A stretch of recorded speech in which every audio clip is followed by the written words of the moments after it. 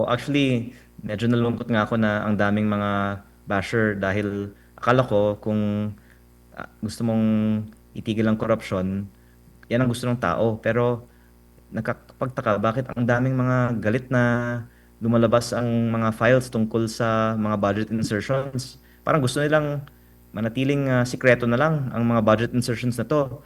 Pero baka naman dahil ito'y mga hindi totoong tao na nagpo-post ng kanilang mga kritik, no?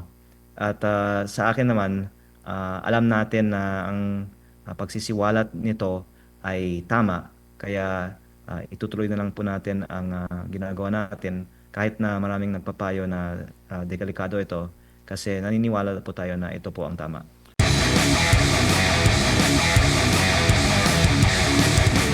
Sir, pag walang go signal ang DPWH, si Secretary Vince, ano ang inyong... Hihintayin ko po kung yung iba nating mga kasamaan sa Kongreso ay manawagan din na isa publiko natin kasi kanina lang sabi ni Congressman Terry Redon na ilabas na natin ang listahan. Kaya inilabas natin ang mga insertions ng Bicol Zero Party List na may 150 million pesos sa Camarines Sur sa dalawang mga roads sa Pamplona at sa Pasacao na nagkakataon ay ginagawa ng isang kontraktor na may pinakamaraming mga kontrata sa Camarines Sur na baka may kaugnayan sa Bicol Zero Party List. At ito po ay isang halimbawa lamang ng laman ng files na ito at kung ang iba pang mga kaibigan natin sa Kongreso ay manawagan na isa publiko ang kanilang mga insertions, then ilalabas natin po ang kanilang mga insertions. Sir, bago lang ulit si Partner Admar, yung mga staff ng office ni former Yusek Cabral, sila po ba'y dumulog sa inyo, sir, humingi ng tulong? Hindi po. At ako po ay naaawa actually sa kanila kasi sila naman po ay mga simpleng empleyado ng gobyerno. Pero ngayon, hawak nila ang napaka-importanting impormasyon. At kung ano yung pressure kay Yusek Cabral, baka to some extent ganoon din po sa kanila ngayon. So this is really serious matter and I hope also why the public can understand bakit hindi namin gustong basta-basta biglang ilabas ito. Kasi kahit noon buhay si Yusek Cabral, iniisip ko kung ilalabas lahat ng mga files na ito, baka kung anong mangyari sa kanya. At nangyari nga po yun last week. Kaya sana po in any case, maproteksyonan natin ang seguridad ng mga staff ni Yusek Cabral. Opo, Kong, si Admar po ulit. Tanong dito ng ating mga kababayan, dito sa listahan ba na may hawak po kayo, itong galing kay Cabral, ay may malalaman na ba yung mga big fish o talaga yung pasimuno po dito sa naging sistema po dyan po, Kong? Yung 401 billion na allocable, hindi yun sikreto kasi alam naman natin yung mga district congressman ay may hawak ng certain amount of their district's budget. Pero yung 320 billion na outside allocable, kasama po doon ang mga projects na nakatag dito as leadership. Kaya hindi necessarily lahat po ng mga additional budget ay nakapangalan. Pero may mga codes na baka kung may House inquiry on DPWH budget insertions, pwede nating tignan, okay, lahat ng mga proyekto dito na nakatag as leadership, ano yung pattern, no? Ano yung findings natin? At sana malalaman sa investigasyon na yon sino yung big fish behind the leadership fund insertions. Opo, yung bang files na pinakita na kamakailan ni Congressman Zaldico, halos ganun din po ba? May nakita rin po ba kayong magkakapareho, Kong? Actually, gusto ko lang pong linawin sa inyong viewers na ang file ni Congressman Zaldico ay BICAM insertion. 81 billion sa DPWH. At yung file ni Yusek Cabral ay NEP mula sa Mm. DPWH pa lang, 721. Ang naging total budget ng DPWH sa 2025 ay 1 trillion. At ang mga insertions therefore ni Kong Zaldico ay wala sa DPWH NEP. Yun ay dinagdagan lang sa dulo. Sa sarili kong distrito, meron 1 billion naman na kasama sa listahan ni Kong Zaldico. At yun po ay isang proyekto na talagang maanomalya kasi hindi siya ni-request ng barangay. Konti lang ang tao doon. Actually, nasa private property. Itong 1 billion pesos slope protection project, yung bundok po nilagyan ng netting. At ang lumalabas ay ito ay project na pinili sadya para pagkakitaan.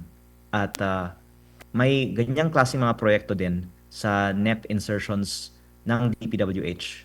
Pero ito po ay on top of pa. Ganun kadami po ang mga anomalyang project sa DPWH. So, masasabi ba natin na halos lahat ng sa proseso po ng pagbabudget talagang pwedeng magkaroon po ng korupsyon? Nabanggit nyo nga po yung listahan sa NEPA lang. So, sa side pa ito ng executive, tapos dito rin sa BICAM na nandun din na isisingit. So, talagang malawakan na po ito, or possible ba na magkaugnay yung korupsyon doon sa NEPA lang at saka dito sa BICAM po, Kong? Actually, iba-iba naman ang level of corruption sa mga project kasi may mga, halimbawa, maliliit na project, 5 million pesos, multipurpose building, water system, or even farm-to-market road sa bukid na nire-request talaga ng mga barangays na kanilang kailangan. Pero yung mga 300 million, 1 billion peso na mga projects sa lugar na hindi naman nire-request ng mga project na ito, yung mga manomalya, at yun ang nagkakataon na madalas ini-insert sa mga extra budget ng leadership fund o ng BICAM insertion list ni Kong Zaldico. At ang lumalabas po ay on top of the 401 billion na parang yun yung taon-taon ina-allocate sa mga district congressman, biglang lumaki ng 1 trillion pesos yung DPWH budget. Doon po sa extra budget on top of the 401 billion ang mga mas maanumalyang mga proyekto. Opo. Sa nakikita nyo po, kung i-relate natin ito doon sa Belgica ruling ng Supreme Court, marami bang matatamaan dito po sa nabulgar ngayon, Kong? Actually, napakagaling ng mga politiko na noon may post-enactment. Tapos, nagkaroon ng BICAM insertion. Tapos, nung nabooking din po yun, naging NEP insertion na lang.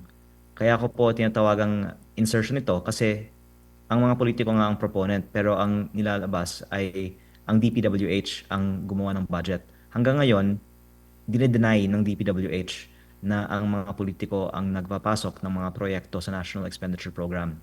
At actually, very serious talaga yung misrepresentation ng DPWH na ito. Kasi kahit sa Kongreso, kaming lahat ay hinihingan at nagbibigay ng minimum 150 million peso per congressman. Actually, kanina lang sa Kongreso, sinasabi ko na huwag na nating itago. Alam naman nating lahat na nagsasubmit tayo ng mga listahan. Ayon din sa mga request ng aming mga barangays. Pero ayaw aminin ng ibang mga congressman na may 150 million pesos tayo per year na minimum submission to DPWH. Baka kasi may iilan na hindi maganda naman ang mga ipinapasok sa kanilang 150 million. Pero kung wala naman tayong itiyatago, dapat nating ipagmalaki saan natin ipinasok itong 150 million. Pero sa mga pangyayari pong ito, Kong, no, sa kabuuan po, meron po ba kayong nakikita or needed pa ba na may isang batas ukol nga po dito sa pagbabudget po natin, or ipapanukalang batas, or meron ng existing na batas, o talagang i-separate na lang po ng tuluyan para maiwasan? Kasi nababahira na po ng masamang imahe, lalo na po sa Kongreso po, Kong, no? Sad to say, pero kumbaga, lagi kasing nababanggit na sila yung mga pasimuno nito, sila talaga yung nagba-back up niyan. Why not na talagang trabaho lang ng mga nasa Kongreso ay magpanday lang po ng batas at hayaan na lang po yung executive ang talagang manguna dyan sa tulong na rin ng mga mayors para lubos na kumbaga yung trabaho din nila at maiwasan na po ito, Kong. Kakayanin ba or still mahahanapan pa rin yan ng butas po? I agree na dapat yung mga LGUs maging mas involved sa mga projects kasi napansin ko sa aking distrito, mas maganda naman ang quality at presyo ng mga LGU projects. At ang DPWH ay actually may provision sa bagong budget na pwedeng i-devolve na lang sa LGU ang implementation ng certain projects. Pero ito po ay at the option lang ng district. At ang sabi ay karamihan daw ayaw na ang mayor ang gumawa kasi syempre pag sa mayor iba naman kaysa kung sa DPWH na hawak ng congressman. At nakakalungkot po na yun yung i-influence ng decision making natin kung sino yung implementing agency. Ang isang tingin kong ideal solution ay liitin na lang ang budget ng DPWH at palakihin ang national tax allotment na nagbibigay ng funding sa mga LGUs. Pero parang unrealistic yan kasi hindi naman aaprubahan ng Kongreso na bawasan ang sariling budget at palakihin na lang ang budget ng mga LGU. Opo. Sa pag-implement po ng mga projects mula sa mga insertions po, Congressman, pinagpapaalam po ba ito sa lokal na pamahalaan? Kasi marami tayong naririnig, hindi nila alam na meron palang proyekto. Yung iba naman parang nagsiselo sila kasi bakit kung sila ang gagawa ng proyekto, napakaraming proseso na pagdadaanan bago ma-implement yung kanilang desire na na proyekto. Pero pag ay congressman, napakabilis na ma-implement ng project po. Opo, ang DPWH District Engineering Office ay in many ways really overseen by the district representative at kailangan nga maging mas independent siya sa mga district representative. Opo, Kong, si MJ po ulit. Sir, yung 2026 budget, marami po nagsasabi na dahil booking na ang flood control, yung item na yan, lumipat daw po doon sa farm to market roads at sa MAIP. Anong masasabi niyo doon, Kong, bilang isa po sa member ng 20th Congress? Tama po, yung 255 billion pesos ng flood control nilipat sa una yung pagbayad ng inilipat mula sa PhilHealth. Pangalawa, ang dagdag na 16 billion sa farm to market road, ang 50 billion sa MAIP at iba pang ayuda. At malalaki pa rin po ang natitira sa asphalt overlay na nabanggit ko na din po noon ay kasing overpriced at kasing prone to corruption as flood control. At hindi nga napapansin dahil kung manipis ang asfalto, ang solusyon, ulit-ulitin na lang ang pag-asphalting ng mga daan. Kaya masasabi natin na hindi pa nagbago ang DPWH at ang nakikita ko nga talagang solusyon para wakasan ang corruption sa DPWH ay i-abolish na lang ang DPWH at ang mga LGU ang gumawa ng mga maliliit na mga proyekto at baka yung mga foreign assisted projects na lang ang mode of implementation para sa mga malalaking mga proyekto. Kasi meron naman mga malalaking project ang DPWH na ang mga contractor ay foreign at ganoon din po ang funding. At noon, malaking porsyento ng DPWH budget ay itong mga major national projects na tunay na nag-boost sa ating ekonomiya. Pero in the past few years, mas lumaki ang porsyento ng mga maliliit na district implemented projects.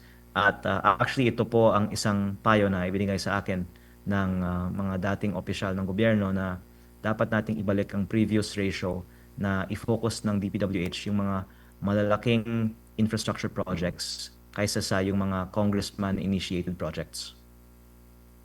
Kong, yung enrolled bill po ba, nabasa nyo na po for 2026? Hindi ko nga po alam kung ibinigay na. May balita po ba kayo kung ibinigay na? Parang Kasi ginagawa pa eh. Okay. Kasi ang sabi naman sa Senate, for 29, doon na sila mag-ratify. So, ibig sabihin, doon na kayo sila, no? Sa side, di ko lang alam, sa House, dapat advance na mabasa po ninyo, no? Sabay po sa 29. Kaya po, minove sa 29 kasi gagawin over the holidays po ang enrolled bill. Opo. Kunin ko lang din yung reaction nyo kasi nagpahayag na po itong si Congressman Terry Ridon. Meron po siyang nabanggit na hindi pa raw siya congressman during that time na sinasabi nyo po may insertion po siya. Opo, ito po ang nabanggit ko nga kanina na nilabas na nga natin yung insertion ng Bicol Zero Party List for 2025 na hindi po si Terry Ridon ang representative ng Bicol Zero Party List in the 2024 period of making the 2025 budget. Pero ang party list niya ang itinukoy ko na nag-insert nito. At tingnan natin kung ang contractor ng mga projects na ito na si Bicol Gold Rock ay may kaugnayan sa Bicol Zero kasi nagkataon na si Bicol Gold Rock ay parang contractor ng lahat ng mga malalaking projects sa Camarines Sur na baka naging supporter din ng Bicol Zero Party List sa nakaraang eleksyon. At ang dagdag ko po ay sa 2026 din, may 150 million insertion din ang bawat congressman kasama po ang mga party lists. At kung hindi po inaamin ng mga ah, iba na may ganitong mga insertion, na nakakalungkot po yan kasi alam naman po nating lahat na lahat po ng mga congressman ay hinihingan ng 150M a year na isinisumite po para sa DPWH budget. Opo, Kong, on a personal note, since coming forward, no, kayo po ba hindi natatakot o meron ba kayong natatanggap na mga pressure, mga babala o warning or indirect messages coming from all sides na dinidiscourage po kayo na ilabas yung laman ng Cabral files and sa mga impormasyon na hawak po ninyo? Opo, actually, medyo nalungkot nga ako na ang daming mga basher dahil akala ko kung gusto mong itigil ang korupsyon, yan ang gusto ng tao. Pero nakakapagtaka bakit ang daming mga galit na lumalabas ang mga files tungkol sa mga budget insertions. Parang gusto nilang manatiling sikreto na lang ang mga budget insertions na to. Pero baka naman dahil ito yung mga hindi totoong tao na nagpo-post ng kanilang mga kritik, no? At sa akin naman, alam natin na ang pagsisiwalat nito ay tama. Kaya itutuloy na lang po natin ang ginagawa natin kahit na maraming nagpapayo na delikado ito, kasi naniniwala po tayo na ito po ang tama.